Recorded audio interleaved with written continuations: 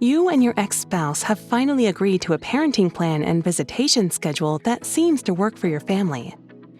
Everything is running smoothly. That is, until your child starts crying and complaining when visitation time comes around. While it is not unusual for children to express reluctance, or even flat-out refusal to visit their other parent, it is still the responsibility of the primary custodial parent to put effort into complying with visitation orders, and to encourage a healthy relationship between their child and the other parent. Most states have stated an expectation that the custodial parent must foster and encourage a meaningful relationship with the other parent. If the custodial parent refuses to support co-parenting, or actively frustrates the relationship with the other parent, courts are able to change custodial parent status to the other. What happens if a child refuses to see a parent? There are various explanations for why children are reluctant to spend time with a parent, ranging from minor reasons related to a child's personality and preferences, to more serious issues such as parental neglect and/or abuse. A child's age, differing household rules, personalities, parenting styles, or parental conflicts are common reasons why a child may have a less than enthusiastic response to a parental visitation. While it's possible that a child might be reacting to other pressures in his or her life, such as problems with peers or in school, in some cases, there may be a significant relationship problem with one or both parents. The situation becomes even more problematic for parents who have serious concerns about their ex-spouse's parenting skills and ability to adequately take care of their child's needs. While it's a frustrating and difficult situation to deal with, there are strategies to help parents when their children say no to a parental visitation. Do I have to force my child to visit? Try to be objective. While children may complain about their other parent, don't automatically assume that your ex-spouse is to blame for your child's rejecting behavior. Children are usually aware of conflicts between their divorced parents and can sometimes try to manipulate the situation to their advantage, which is especially easy to do when both parents are quick to find fault with each other. While you should listen to what your child is saying, you should also give your ex-spouse the benefit of the doubt when your child complains or shows an unwillingness to visit the other parent. As a parent, it's your responsibility to identify what is really going on with your child. In order to do this, you need to be objective about the situation and consider other possible explanations for your child's negative attitude. What to do if my child refuses visitation? Comply with court orders. It's important to remember that court orders regarding visitation and parenting time need to be obeyed or there will be legal consequences. While children's wants and needs are important, you don't want to communicate to them the message that laws do not need to be followed. Explain and demonstrate to your children that basic rules of social behavior should be followed, even when one doesn't feel like it. Structures, rules, and consistency make children feel more secure.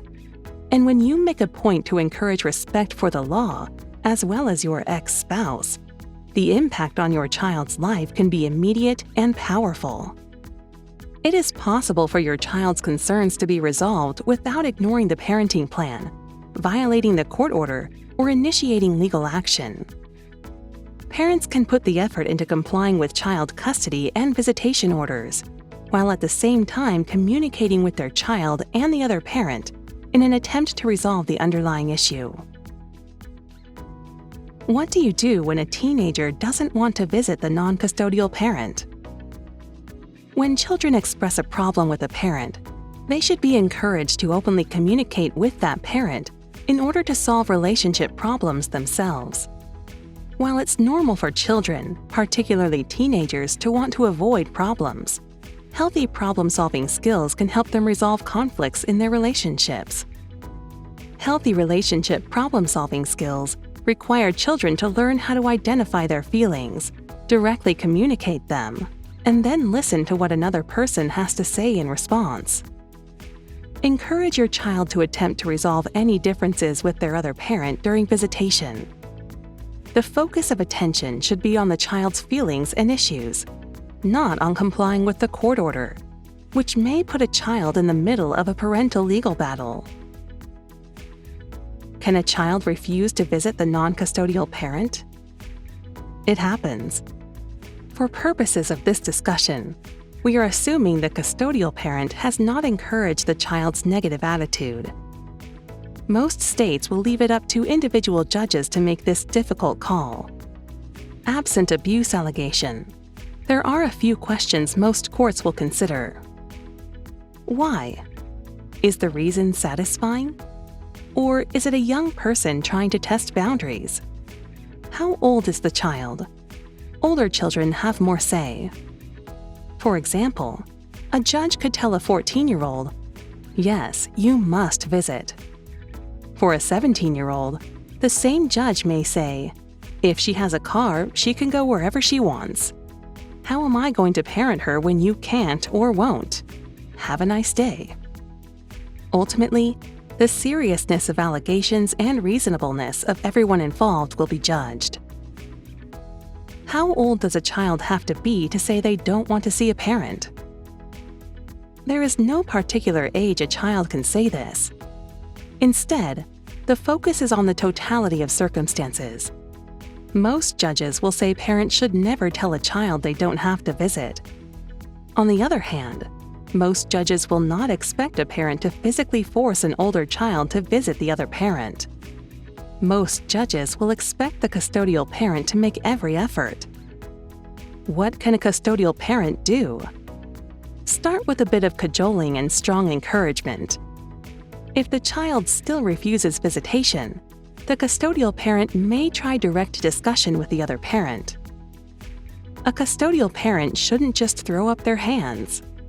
If found back in court, a custodial parent should be prepared to share with the judge very specific examples of making appropriate and reasonable efforts to facilitate visitation, or risk losing status as the custodial parent. For more detail, click the link in the top right corner now to see our video on the legal age that a child can choose which parent to live with in Tennessee. Be open to professional assistance. If that fails, encourage therapy or counseling for all involved. Professional counseling may not always be necessary, but early intervention can help to quickly resolve problems and promote family cooperation. So be open to any professional assistance which may be necessary or helpful. If you have a legitimate reason to believe that your child may be in danger as a result of neglect or abuse by the other parent, you need to seek emergency assistance from an experienced family law attorney, in addition to seeking psychological counseling for your child. While there are no guarantees for family happiness, good faith attempts by parents and children to problem solve can make a big difference in supporting healthy family relationships after a divorce. To learn more about our firm, visit us at memphisdivorce.com, Tennessee's most comprehensive free online family law legal resource. memphisdivorce.com answers hundreds of frequently asked questions on divorce, custody, child support, and more with videos, and hosts our Tennessee Family Law blog. Download our free Tennessee Child Support Calculator app available from iTunes and Google Play. Check out Miles Mason's author page on Amazon.com. He is the author of 3 books, including Tennessee Parenting Plans and Child Support Worksheets, with examples from real cases. Discover all you can learn with Miles Mason Family Law.